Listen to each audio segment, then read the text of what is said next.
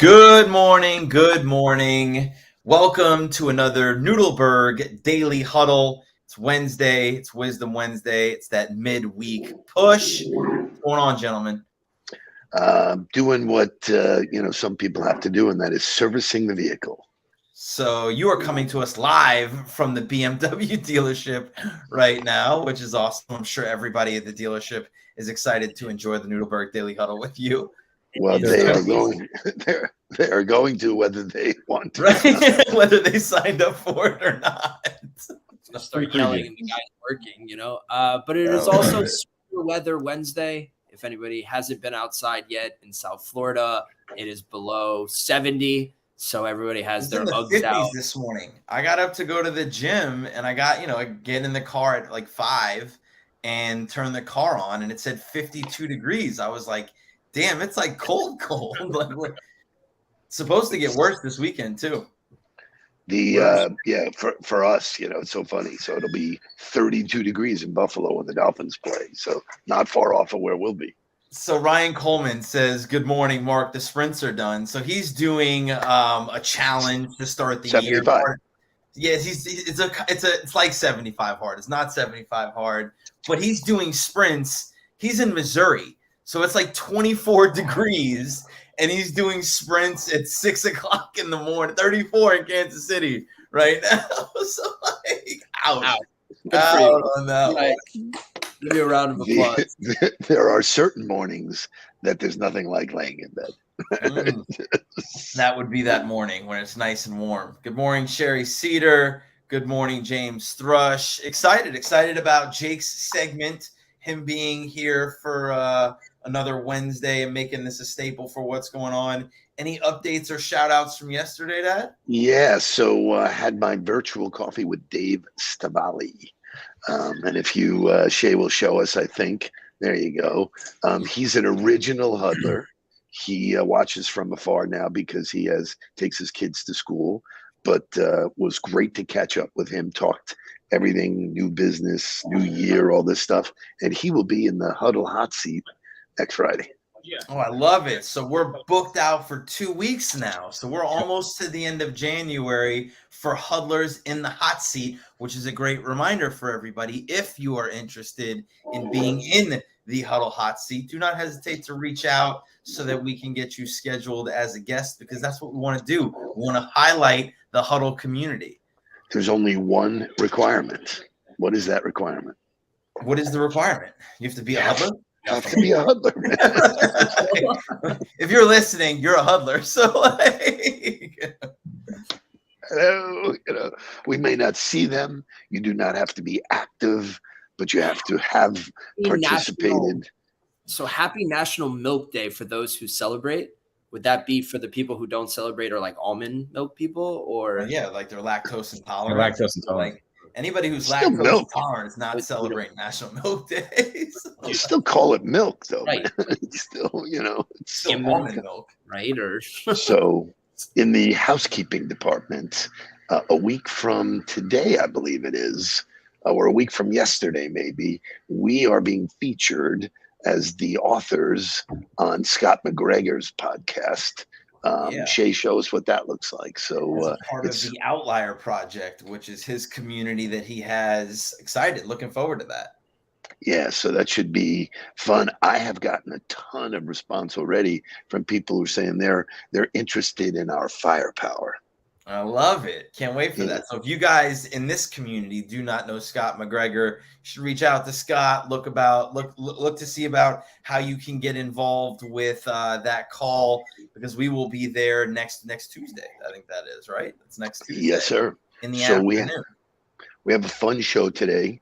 We're going to be talking the top 5 skills that you need in 2023, which should be, some fun, and then some smart phrases that emotionally intelligent people use. So it is a smart show. First, we must wake up. So let's wake up. Absolutely. Wake up, everybody. Get up, get up, get up, get up. Wake up. Come on. Wake up, everybody. Teach a new way.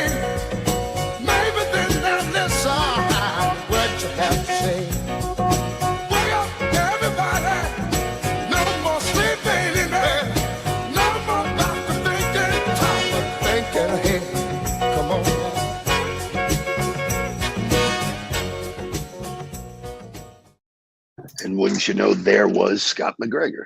There was Scott McGregor. It's a great group of people. And shout out to Trey Mooney, who is enjoying my book. And Trey, congratulations on the move, on the graduations. Trey is a national champion. Trey is a legit D3, I believe it was track national champion who just entered into the business world, is cutting his teeth in business development, diving into my book. Obviously, I recommended your book as well, and just learning and growing. And I'm sure at some point he will become a member of that GOTB community as well. How do you guys decide whose book to recommend? It's always yours first. Right. It's always my little book. homage that you play. It's really hard when someone says, "Hey, what's the best book you've read recently?" Right. And my apologies to Trey. Trey was a D2 national champion, not a D3 national champion. So Do excellent. not mess. And for those of you who have not met Trey, you should reach out to him. He's got unbelievable energy, just a great person to know. I know that him and Ryan Coleman were on the schedule to connect. So as that community gets tighter and tighter, love to see you guys doing your thing. So we added a couple of people yesterday. Jen Homer and her group went on the GOTB platform. So daily, those numbers are ticking. And we added another young lady, Jen Hicks, and she was all about the leaderboard. So it was funny, because he says D2 or D3, whatever, people care. One of the cool things about the platform is that there is a leaderboard. Well, so I was having a conversation with this girl, Tara, who works for AGS out in Vegas. And we were having a conversation about, training and how companies devote, dollars or spends to training and development, but there's really no development. Right? They spend a lot of time in people coming in and teaching them things, but then there's no application. And so that kind of steered me down this conversation of that's really what we do differently is we teach it and train it. We teach it, right? You learn it in a world-class way with really engaging video, and we're going to test you so that you know it. But the training part of it, the training comes in the application and creating scenarios for people to be able to apply what they learned. And so I think most people, when they hear training and development, they think seminars, they think going to a place where they're learning. That's not training. That's teaching. And teaching is only one aspect of the growth. So the leaderboard is a great visual for everybody who's in the community on you are either training and growing or you are not. You are either climbing that leaderboard and points or you are not. We used to say in football, the eye in the sky doesn't lie. At the end of the day, we used to go to practice and a kid would give you, or a game, and the kid would give you every excuse known to man on why he didn't do something. The other player did this. And then you'd go to film and you just sit there and look and watch with him. And he'd go, okay, maybe that didn't happen, and so there is no lying, and there is a accountability piece that really holds people to the fire. This past Sunday, my post was a public accountability for myself. I said, here were the things that I identified for my personal growth, and here's how I did daily. I was 7 out of 7. I was 6 out of 7. I was 0 out of 7. And that actually led to Matt Williams shooting me a text on Monday saying, hey, I loved that post that you did, and I'm actually adding that to something that I'm doing every week now, quantifying how am I aligning myself and quantifying whether or not I'm doing what I said I wanted to do for myself. So it's all great stuff, and it's all ways to stay accountable. Yeah, and one of the things that Jen Homer liked was that she would be able to get a scorecard for her people in the program. Correct. So once they're in, you can pull out your own and your team score. So great stuff. I have unbelievable motivational music today. It happens to be Mary J. Blige's birthday. So nobody better when you want to rock it. So bring me some Mary J.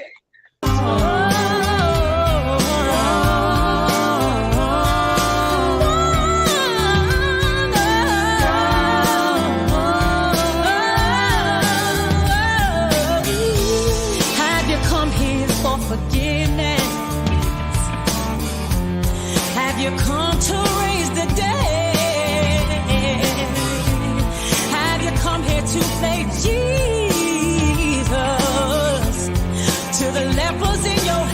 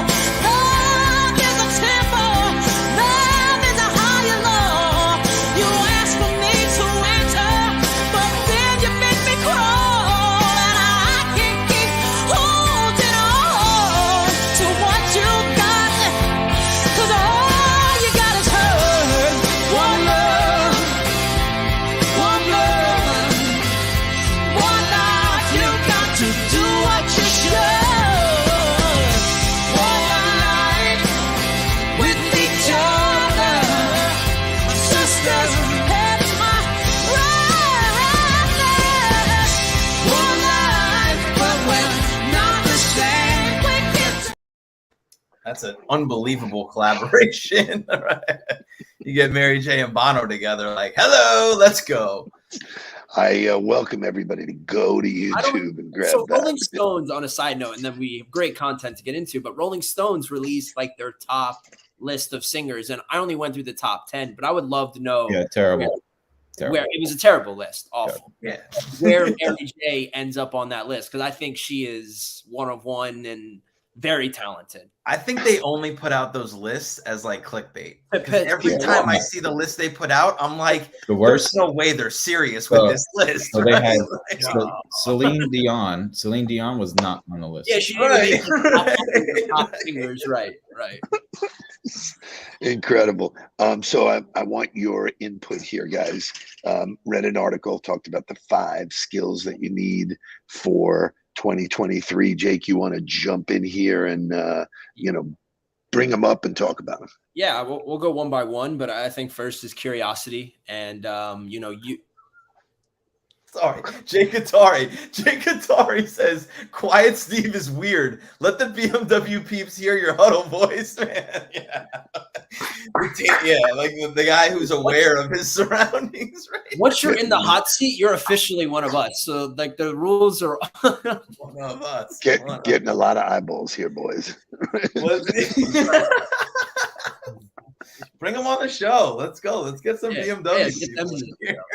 They're very but in true fashion, the first one is curiosity, and they're curious of what Steve is doing at BMW. But I know Dad always talks about how everyone asks him what the number one skill for new business development people should be in their organization, and he always says it's detective and to be curious and to find out the information that is important to someone else. But where I go with curiosity is being okay with the uncertainty of what you're walking into and understanding that you're not going to know, embracing that feeling of not knowing what that situation is going to be, not knowing what you're going to have to say exactly, and figuring out in that moment what to say and what to figure out, I think is the interesting part.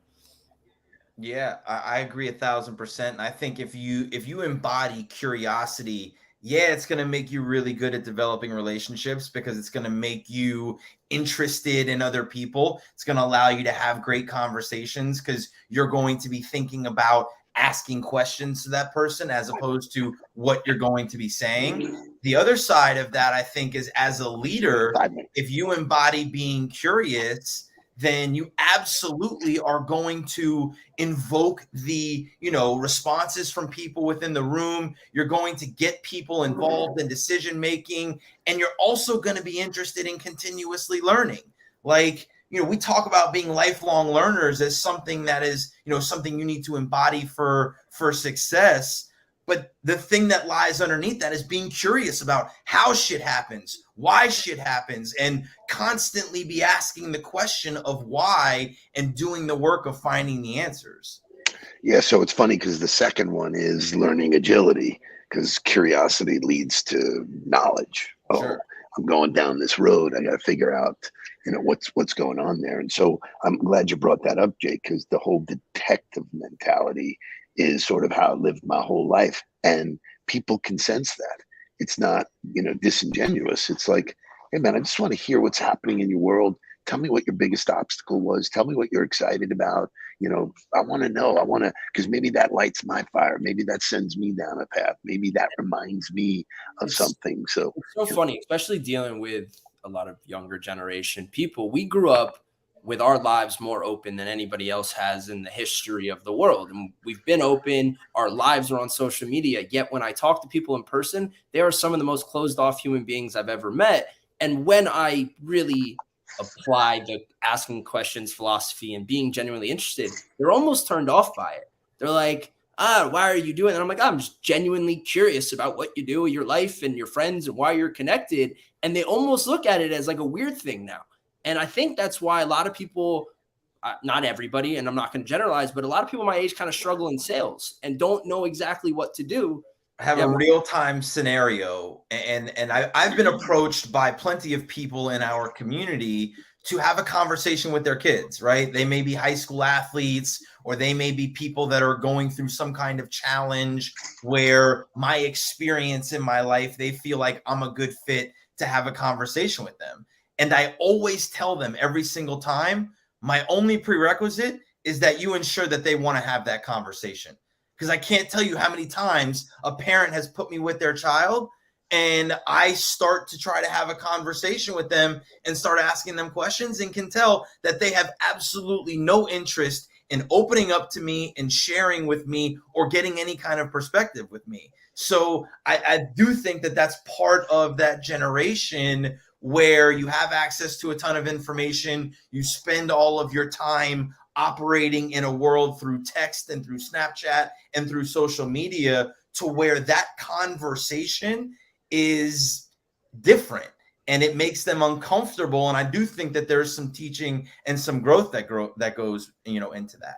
And yeah, and Jake points it out right there. Like you people are open, but are they really open? They're just kind of putting out there what they want to put out there. Well, they're putting out what they want you to see. Right. So it's filtered through, hey, nobody knows that, wow, I'm having a bad day. Yeah, we all have bad days, man. It happens, man. It's part of understanding how to be successful, is understanding how to deal with those days. So we've already talked about curiosity.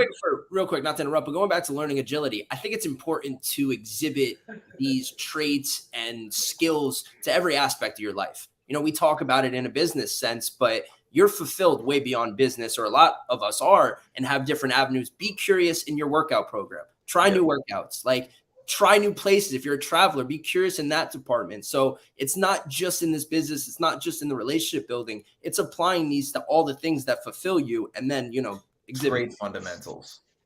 Great. So we talked about curiosity. We talked about learning agility. Number 3 is growth mindset.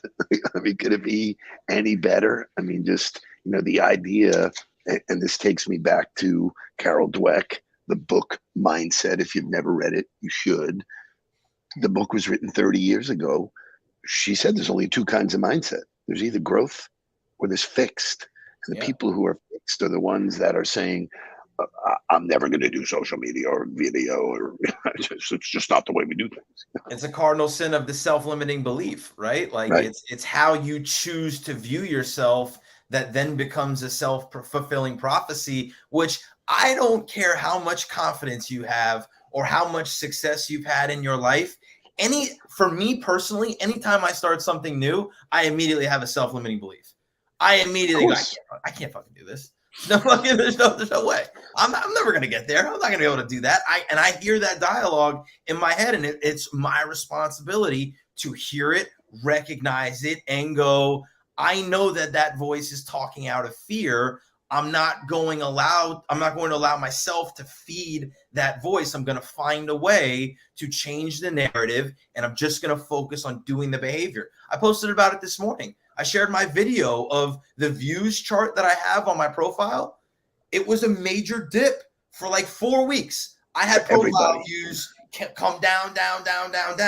Now all of a sudden I'm climbing 17% last week. And so my point was, a lot of people will go through that dip and go, oh, it's not working anymore, or I'm going through a hard patch, so I'm going to stop, instead of staying consistent and staying focused on the behavior and the activity, and you work through the dip and you see the other side of it.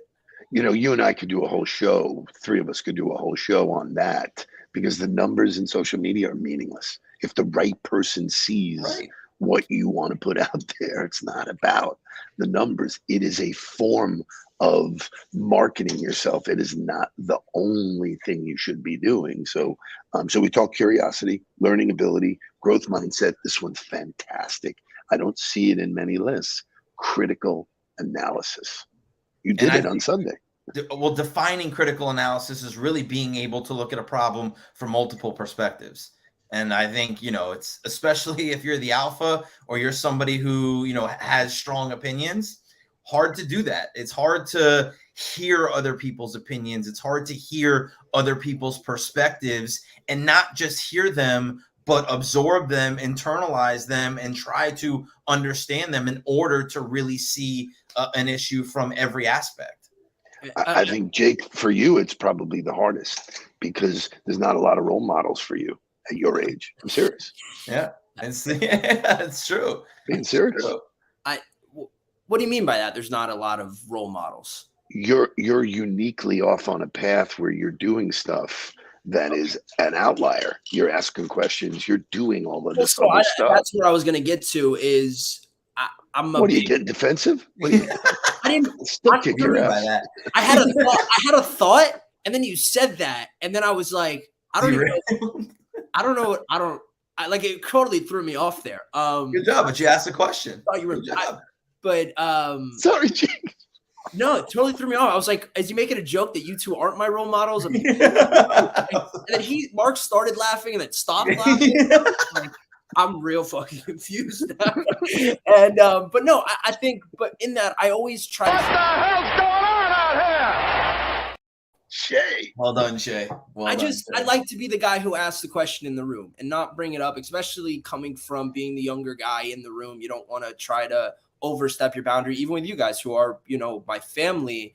I ask the question, well, why isn't it like this? Or, be the dumbest guy in the room almost. And so I almost try to pose it as, well, have you thought about it this way? Or what if we, kind of did it this way, to soften the blow of the alpha and know who you're dealing with and know managing up, which is a very important skill. Like, I'm excited to kick off our engagement with Carlton Williams this morning. We're meeting at Sith. And, I know already that part of his goal is to really own his time. He talked about that in the kickoff meeting, that one of his major root goals this year was to own his time. And when you work inside of an organization, if you want to own your time, you got to become a master communicator up the chain. You got to be really good at asking questions and being able to communicate what your priorities have been and engage in dialogue with people, because ultimately people are going to shift your priorities, and you got to understand how to communicate back to them in order to stay responsible for your time. The last one is collaboration. We don't have a lot of time, but I think one of the greatest things any leader can do, anybody can do in your life, is collaborate. Sit down with people and say, hey, what's working for you? What's working for me? We, I think, have honed it to a point where it's really like laser sharp. That, to me, the collaboration and curiosity, right, is like, whether you're in different roles, and that's part of my, like, when people ask me who aren't in business development roles, well, like, why should I be on LinkedIn? Right? Like, what's that going to do for me? I don't need to drive revenue, and I'm like, well, do you know everything there is to know?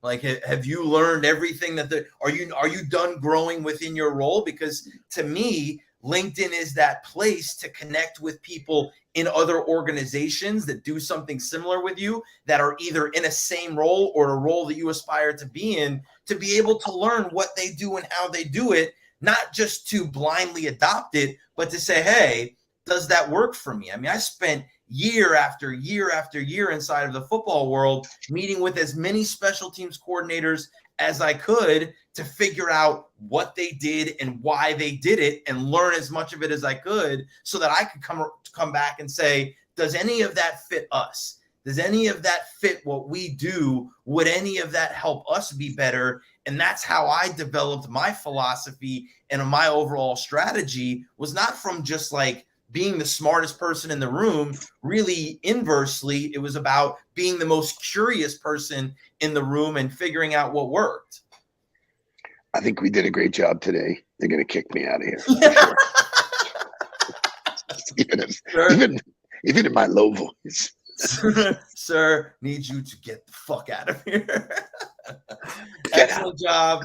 Happy Wednesday. Get after it. We'll see you guys tomorrow for another Nudelberg Daily Huddle. Let's get down to business. Please don't worry about me. I'm about to let my heart speak. My friends keep telling me to leave this. So let's get down to business. Let's get down to business.